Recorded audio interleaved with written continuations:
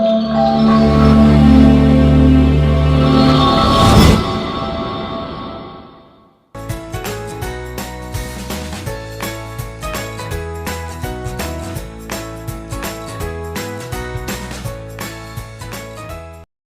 बच्चों, welcome to our channel जिसका नाम है गोपाल शर्मा क्लासेस। बच्चों, तो लास्ट टाइम हमने किया था इकोनॉमिक्स क्लास 11 से माइक्रो इकोनॉमिक्स का चैप्टर नंबर 5 जिसका नाम है theory of demand. Theory of demand जो कि माइक्रो इकोनॉमिक्स की बुक से था। तो बच्चों, हमने उसका फर्स्ट पार्ट तो कर लिया और अब ये इसका सेकंड पार्ट है। अगर आपने इसका फर्स्ट पार्ट नहीं देखा है तो आप इसे ऊपर आई बटन से देख सकते हैं। पूरी कंप्लीट डिटेल इस वीडियो के अंदर आपको मिलेगी और आपको ये वीडियो कहीं पर भी स्किप नहीं करना है। और वीडियो के लास्ट में आपको एक इंपॉर्टेंट चीज मिलेगी। तो ज़्यादा ना टाइम वेस्ट करते हो, स्टार्ट करते हैं। नमस्कार बच्चों, मेरा नाम है गोपाल और आप देख रहे हैं Gopal Sharma classes. Let start.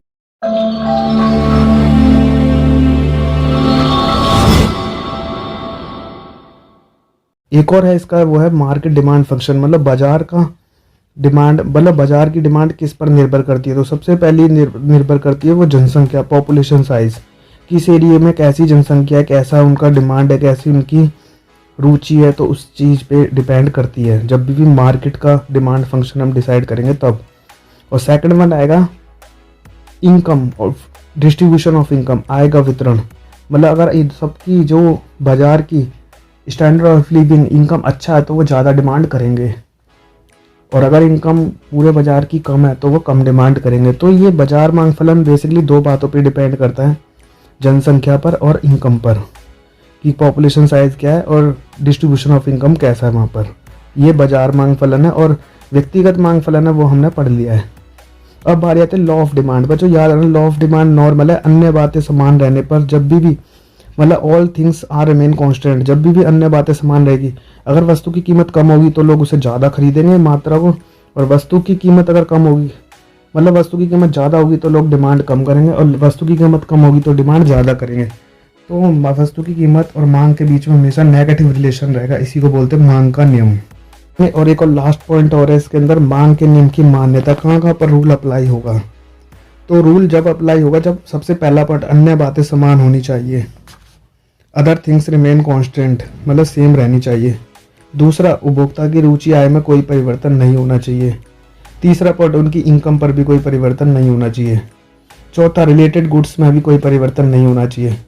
उपभोक्ता फ्यूचर के अंदर कोई भी मतलब चेंज करने के मूड में नहीं है, या फिर मार्केट के अंदर सब चीज़ें मतलब नॉर्मल कंडीशन में चल रही हैं, तब ये रूल अप्लाई होगा। मांग वक्र के इसी तरह से बच्चों, मांग के नियम के कुछ एक्सेप्शनल केस भी होते हैं जिसे अपवाद कहते हैं। मतलब वो केस जिस टाइम पे मांग वक्र नॉर्मल ना होकर वो डिफरेंट तरह से बनेगा। तो बच्चों, जिस तरह से हमने मांग के नियम के ऋणात्मक होने के कारण पढ़े, उसी तरह से मांग के नियम के कुछ अपवाद, एक्सेप्शनल केस। मतलब नॉर्मली जो मांग डिमांड का जो कर्व बनता है वो लेफ्ट टू राइट झुकता हुआ बनता है, जो आप देख सकते हैं, जो आपने देखा है। लेकिन कई केसों में ये ऐसा नहीं बनता। वो कौन सी चीज़ें वो पढ़ते हैं। सबसे पहली चीज़ है आर्टिकल ऑफ डिस्टिंक्शंस, मतलब प्रतिष्ठा सूचक वस्तुएं। एक कुछ ऐसी वस्तु होती है जो स्टैंडर्ड को दिखाती है, जैसे मूल्यवान हीरे हो गए या पुरानी कारें हो गई, महंगी कारें हो गई। मतलब उनकी डिमांड पे कोई भी फर्क नहीं पड़ता अगर ये चीज़ें घट जाए भी जाए बढ़ भी जाए तो, क्योंकि हीरे की व्यापारी जो होते हैं मतलब ये नॉर्मल गुड्स में नहीं आते हैं। ये चीज़ें कुछ ऐसी होती है कि हीरे के अगर रेट बढ़ भी जाएंगे तो भी जिसे खरीदना है वो खरीदेगा, सब लोग उसे नहीं खरीद सकते, इसलिए उसका ग्राफ अलग तरह से बनता है। और कुछ वस्तु गिफिन वस्तु है जिन्हें घटिया वस्तु कहते हैं।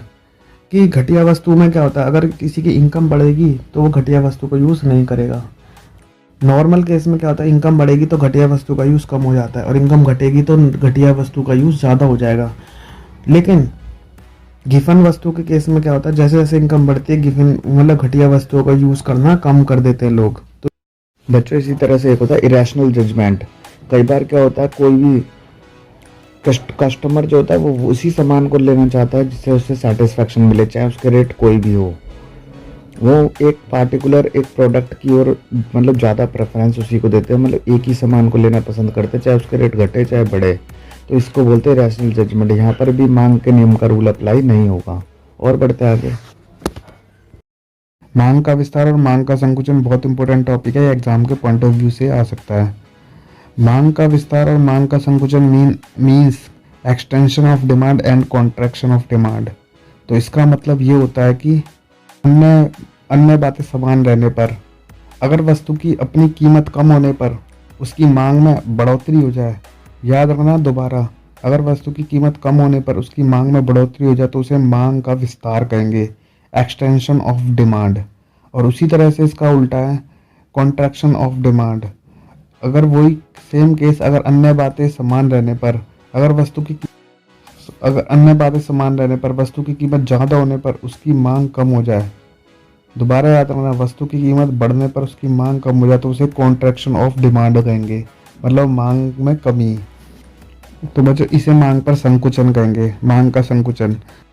और आप इस दोनों को एग्जाम्पल और डायग्राम की सहायता से भी समझ सकते हैं, जो कि आपको ये दे रखा है।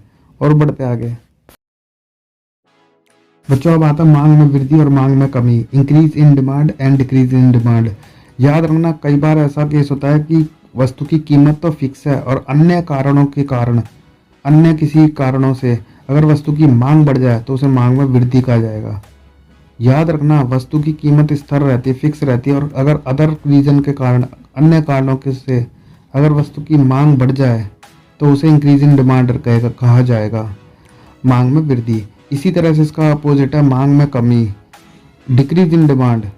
Decrease in demand, decrease in demand का मतलब होता है अगर प्राइस फिक्स है, मतलब कीमत स्थिर रहने पर अन्य कारणों से अगर मांग में कमी हो जाए तो उसे मांग में कमी कहा जाएगा।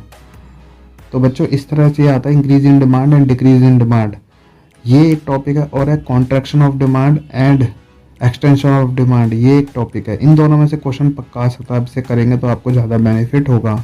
और आप इस दोनों को एग्जाम्पल और डायग्राम की सहायता से भी समझ सकते हैं, जो कि आपको ये दे रखा है।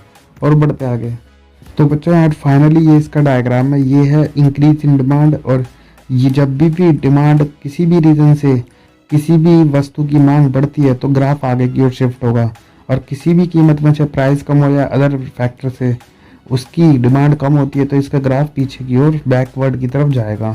तो बच्चों इस तरह से डिमांड का लॉ है, डिमांड का रूल बिल्कुल सिंपल है, जो कि आप बुक से भी पढ़ सकते हैं। और बेसिकली मार्केट में आप जाएंगे आपको सब क्लियर हो जाएगा कि जैसे जैसे रेट बढ़ेंगे तो डिमांड कम होती है और रेट घटेंगे तो डिमांड बढ़ती है। नॉर्मली केस में यही होता है, बस कुछ कुछ केसों में ये चीज़ें बदलती है, जो कि आपको बता दिया गया है। आप इस वीडियो को दोबारा देखेंगे तो आपको ज़्यादा समझ में आएगा। तो बच्चों फिलहाल के लिए वीडियो यहीं पर ही ख़त्म होता है, और नेक्स्ट वीडियो भी जल्दी आएगी। तो और अगर आपको ये वीडियो अच्छा लगे तो आप इसे लाइक भी कर सकते हो, मेरे दोस्तों का शेयर भी कर सकते हैं। तो बच्चों मिलेंगे नेक्स्ट वीडियो के साथ, जो कि बहुत जल्दी आएगी। टिल देन हंस रही, मुस्कुराते रहिए, देखते रहिए Gopal Sharma classes. Good bye.